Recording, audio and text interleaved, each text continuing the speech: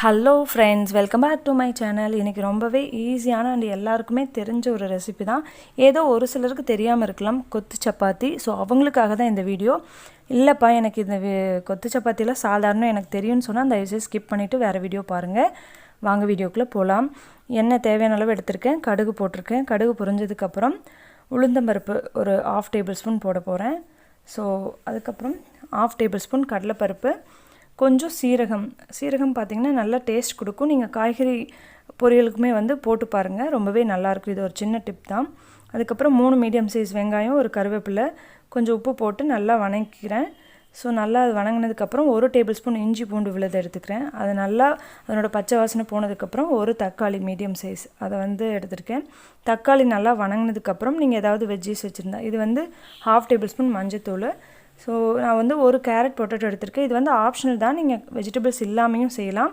இதை கொத்து சப்பாத்தி நிறைய மெத்தடில் செய்வாங்க, எக்கு போட்டு செய்வாங்க. நான் உங்களுக்கு ஒவ்வொன்றா சொல்கிறேன்.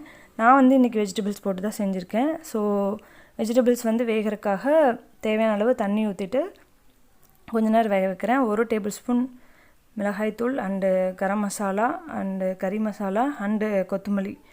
ஸோ கொத்தமல்லி அண்டு வரமிளகா இது 1 டேபிள் ஸ்பூன், மற்றதெல்லாம் ஒரு 1/2 டேபிள் ஸ்பூன் எடுத்திருக்கேன். உங்களோட காரத்துக்கு ஏற்ப நீங்கள் இந்த தூளோட அளவை கூடவோ குறைச்சிக்கலாம். ஸோ இந்த ஸ்பைஸியாக வேணும்னா இந்த மாதிரி நம்ம மசாலா ஆட் பண்ணும்போது தான் நல்லாயிருக்கும். அவ்வளோதான். இந்த மசாலாவோட பச்சை வாசனை போனதுக்கப்புறம் கொஞ்சம் தண்ணி ஊற்றிட்டு, ஸோ இந்த சப்பாத்தி பார்த்திங்கன்னா நைட்டு செஞ்சுருக்கலாம், இல்லை நீங்கள் காலையில் செஞ்சுட்டு ஈவினிங் ஒரு ஸ்நாக்ஸாக செஞ்சு சாப்பிட்லாம். நான் நேற்று நைட்டு செஞ்சுருந்தது மீதியானதுனால இந்த மாதிரி எப்போவுமே செஞ்சுருவோம். ரொம்ப நல்லாயிருக்கும், எம்மியாக இருக்கும். நீங்கள் கடையில் வாங்குகிற கொத்து புரோட்டா மாதிரி இருக்கும். நான் சப்பாத்தி இந்த மாதிரி பிச்சு போட்டிருக்கேன். சில பேர் இதில் எக்கு போட்டு செய்வாங்க, அதுவும் ஒரு டேஸ்ட்டாக இருக்கும்.